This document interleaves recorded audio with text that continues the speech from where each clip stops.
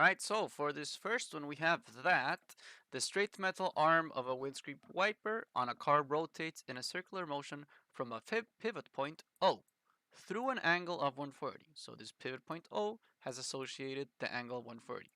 Perfect. The windscreen is cleared by a rubber blade of length 46. So this is the rubber blade, ¿cierto? That has a length of 46. And that is attached to a metal arm between points A and B. The total length of the metal arm OB is 56. So that is 46, and the whole thing, as the diagram shows, is 56. All right, so you always want to do that just to make sure that all the information on your diagram, is where it's supposed to be. We understand the context, stuff like that. Then they tell us that the part of the windscreen cleared by the rubber blade is shown unshaded in the following diagram. So that means that this unshaded part, which I am now putting in purple or dark blue, is what the windscreen clears. Okay? Awesome. It makes sense because this guy here is moving over there and then over there. Awesome. That is how cars work. For part A, we need to calculate the length of the arc made by B, the end of the rubber blade. Now notice, I already highlighted the buzzwords, but that is something you have to do yourself. The buzzwords here would be length and arc, okay?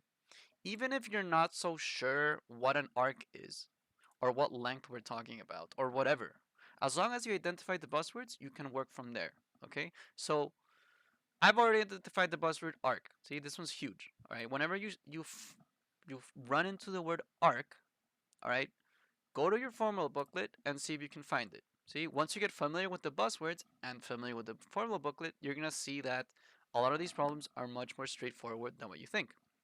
So here's your formula booklet, and there's a bunch of stuff. There's number and algebra, functions, geometry, and trigonometry. I'm naming the topics here. See, statistics and probability, calculus. All right, there's a lot of stuff. See. But once you get familiar with it, which is what happened to me, you're going to go ahead and search for arc. See? Because you know there's an arc formula here. And it's exactly that. It is the length of an arc. What were we looking for? The length of an arc. All right, beautiful. So this is the formula we have to use. See? I'm going to explain how it works in a second. But for now, I'm going to write it down. We have length equals theta, which is that symbol, divided by 360 times 2 pi r. Okay, I'm taking this guy here. All right. Now, what is theta? Theta is the angle measured in degrees, while r is the radius. Right, perfect. So theta is going to be an angle, and r, as we just mentioned, is simply going to be the radius. Now, of what? Cierto, of what? Because there's more than one arc here, cierto? There's more than one arc, see? The exercise is asking for the arc made by B. The arc made by B, the end of the rubber blade. So that means we're talking about this arc over here. See? Now, I'm just going to take a quick moment. Some of you may not be familiar with the word or the shape arc. Okay, and an arc in buildings, especially, usually shows up like this. You have something that goes like that. Boom. See? And this would be a sort of like archway. Dale? And so what's peculiar about this shape is this sort of like half circle that goes on here. See? This part in green would literally be your arc. Okay? So in this case, the arc made by B. ¿Cierto? So what are the characteristics of the arc made by B that I'm putting in red? Well, this is the length, and its origin is here at the bottom. See? So that means the angle I'm dealing with is 140. Okay, so L equals 140, I'm putting in for the angle, ¿cierto? Divided by 360 times 2 pi r. Now, I need to find r, ¿cierto? What is the radius? Now, the cool thing about an arc, okay, and about any arc, is that it's part of a circle, okay? It's a circle that is almost complete. It's half of the circle, a third of the circle, whatever, see?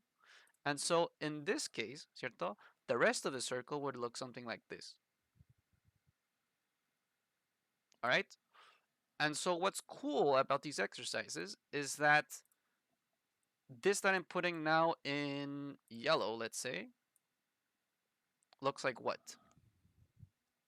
It looks like the radius of my circle. See? This that I'm putting in yellow over here looks like what? Looks like another radius of my circle. See?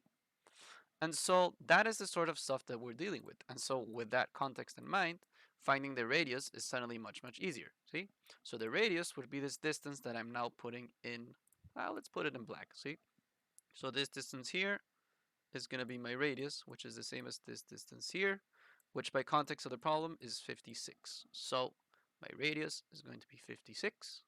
And now I can go ahead and plug this into my calculator. See, if you plug it into your calculator, trust me that you end up with, give me just 1 second, you end up with your length being equal to 137. Don't forget your units, centimeters. See, if you want, yeah, I'm just gonna leave it like that. See, 137 centimeters. So that is for part A. For part B, you need to determine the area of the windscreen that is cleared by the rubber blade. All right, interesting. So now we're working with area. And so we go to my formula booklet. What the hell is going on with arcs and sectors? The area of a sector is right here. All right, interesting. So a little bit of context, okay? If you want to understand this very intuitively, what's in, let me erase this for a second. If you want to understand this very intuitively, this in red, okay, would be like the length of arc, the length of my arc. And here that I'm going to put in this bright gray, ¿cierto? Everything that's inside, including this here, okay? Actually, I'm going to use another color so it's super clear.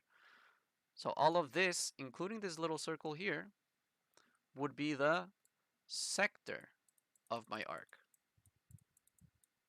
And so because I need to find what's just in white, what I can do is find the area of the sector in green, find the area of the sector that I'm now going to put in red, subtract the two, and end up with what's white. See? So basically you take the big sector, subtract it by the little one, and you're going to be fine. All right, I think my diagram was not as clear as I would like it to be. So let me explain it one more time. We're going to take this guy, find the area of that, and subtract it to this guy. And that way we end up with what's in white, okay, which is what part B is asking for. So for the big guy that I just drew in red, ¿cierto? For part B, the big guy in red, all right, has to use the following formula. So we have that A equals, I'm looking at this one here, A equals theta divided by 360 times pi r squared. See? So of the red guy, we know that the theta has to be 140. See, it's just like part A, nothing has changed there. For r, ¿cierto? It is actually the same as part A, ¿cierto? It's going to be this 56. So we're going to go ahead and plug in 56 for r. See? Times 56. R has to be squared, so we're going to go ahead and put it squared on this 56. And so this thing in red, okay, we need to subtract it, all right? We need to subtract it to what we have for the guy in brown, ¿cierto? Which is this one here. So the arc in brown is also going to be 140 degrees, also divided by 360. But my radius is a little bit different, see? So my radius, ¿cierto? Of the smaller one, right? What might that radius be? Well, looking at this exercise here, basically the radius of this guy, ¿cierto? Of the little one, is the small distance that travels over there, see? So what is that distance there? Well, we know that the entire thing, ¿cierto? Is 56, and from A to B is 46. So I can do 56 minus 46, and that gives me the distance of the radius of the small guy. See, it's just going to be 10. So here I have 10 squared. And so now when I subtract both, ¿cierto? I use parentheses so that I don't mess it up. You put it into your calculator, and I assure you, you are going to end up with 3,710, do not forget your units, centimeters. Now, here I made a mistake on purpose, see? It's not centimeters like this, it is centimeters squared. So quick class, when you have centimeters to the power of 1, it's going to be distance, okay? Which is what was in part A.